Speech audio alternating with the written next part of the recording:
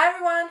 My name is Amanda, and if this is your first time watching me, hello! I normally make videos for the booktube community, but today I thought I would do something a little bit different and talk about my experience in the IB diploma program. So the IB has been such a large part of my life for the last 3 years, and it's a very large part of my identity that I will now have to let go of, I guess. So this video will be a way for me to, both for myself, just really clear my thoughts and talk about my experience, but also to share my knowledge with you guys, and some of you might even know what the IB diploma program is, or you're thinking about doing it yourself. Then this video will be perfect for you because I will just cover some of the things that I thought of when I was in the IB program, and just some things that people might want to think about before they start the program. And finally, I'll just have some general few tips at the end. If you have any questions about things that I didn't cover in this video, please leave them in the comment section below. But without further ado, I will start with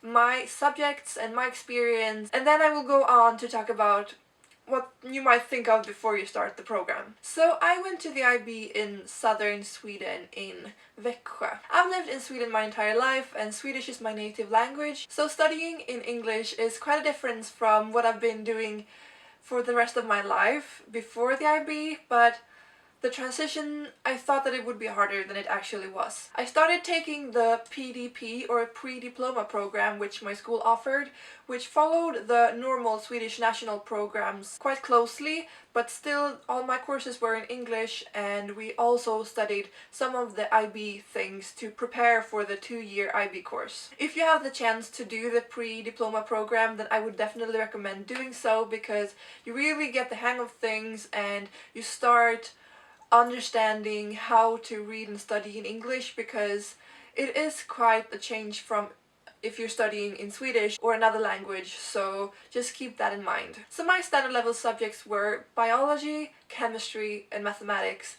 and my higher level subjects were Swedish A literature, English A language and literature, and history. And I must say that I'm extremely happy with the choices I made, and I would not have changed anything basically. I started out as a chemistry higher level student and took English A at standard level, but when I figured out what I wanted to do after high school, I realized that I needed English A higher level to get into a literature course that I wanted to do, so therefore I changed my chemistry higher level to standard level and switched up my English A from standard level to higher level. And with hindsight, I think that that was the best thing I could ever have done, because chemistry higher level was just an incredibly hard course, and I would think twice before choosing it. I mean, chemistry is one of my favorite subjects and I love chemistry, and that's why I chose it at higher level, because all the teachers kept saying choose higher level subjects that you're interested in, and that's why I chose it. But as advice for someone who is deciding what subjects to take now, I would say choose wisely and bear in mind that some higher level subjects are harder than others. I would say that the hardest higher level subjects are chemistry higher level, math higher level, physics higher level. If you feel like you're up for that task, then definitely consider it, but also know that they are harder than, for instance, Swedish A higher level or history higher level. With that said, none of the higher level subjects are easy by any means, but just know that some are slightly harder than others. We had really great teachers at my school, and I would like to applaud every single one of them, because they put in so much effort and they really cared about each individual student. So that just made the entire thing much easier for me in my class. But if you have teachers that aren't as ambitious or willing to work as hard, you really need to put in that extra work, because you will need it when it comes to exam revision. One thing that scared me in the beginning, and that scared me throughout the entire IB, was the idea of having all the final exams in 2 or 3 weeks at the end, and that constitutes like 50 to 80% of your entire grade on like 2 or 3 tests in each subject. And that is very different from the Swedish school system, where you have continuous grading throughout the entire year. And at least I went through the diploma program just really worrying about the final exams at the end, even though they were months or years away in the beginning though. That was what I was constantly thinking about, and even though that's a good thing because that helps you stay motivated to take more notes, for instance, in the first year, it also becomes kind of a liability when you have to do your IAs, because that is the time when you really need to focus on writing your essays, getting them in time, and then once you're done with that you can start with your revision. But when the exams actually came, they weren't that bad. I mean, after 2 or 3 days it was just like any other thing that you were doing. It just becomes so very normal.